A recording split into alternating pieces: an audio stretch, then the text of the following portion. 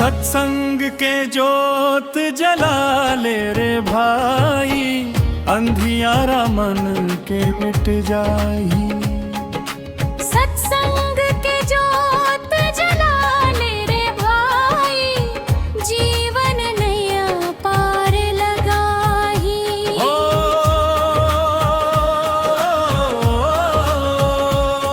सतनाम गूंजे रे संसार, ही जीवन के आधार। सत्संग के गंगा नहाले मिल जाही भगवान, सत्संग के गंगा नहाले मिल जाही भगवान। माया मोह के जाल बिछे हैं, मन के फंसे दिन रात, मन के फंसे दिन रात। लोभ लालच के रद्दा चल के, भूले अपन चाल, भूले अपन चाल। सतगुरु के वाणी सुन ले मिट जाही अज्ञान, सत्संग के गंगा नहाले मिल जाही भगवान, सत्संग के गंगा नहाले मिल जाही भगवान। सतनाम गूंजे रे संसार, सतनाम ही जीवन के आधार।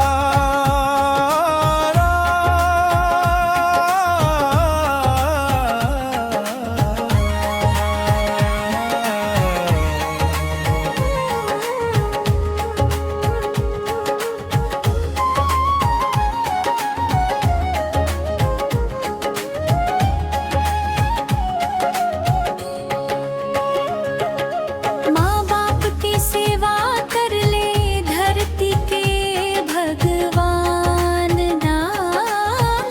मान बाप माँ झन करवा अपमान, झन करवा अपमान। प्रेम दया के दीप जला के बाट खुशी के उपहार।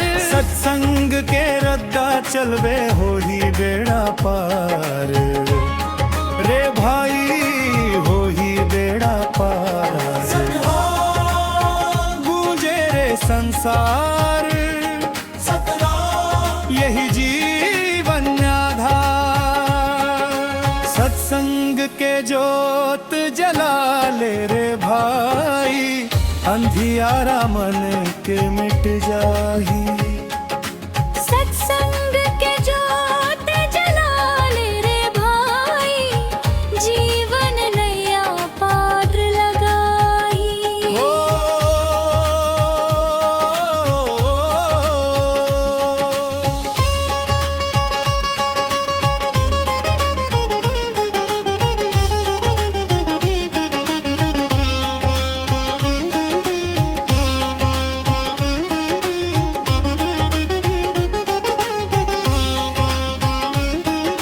झूठ कपट के डगर छोड़ दे, सत्य के रद्दा धर ले,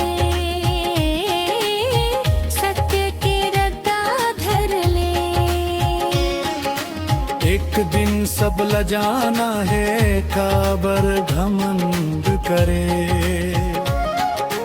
नाम बिना सब सूना लागे, धन दौलत बेकार। धन दौलत बेकार, सतगुरु के चरण में रही बे मिल ही सुख अपार। मिल ही सुख अपार। सतनाम गूंजे रे संसार, सतनाम यही जीवन आधार। हो सत्संग संगति कर लहरे मिट जाही अंधियार।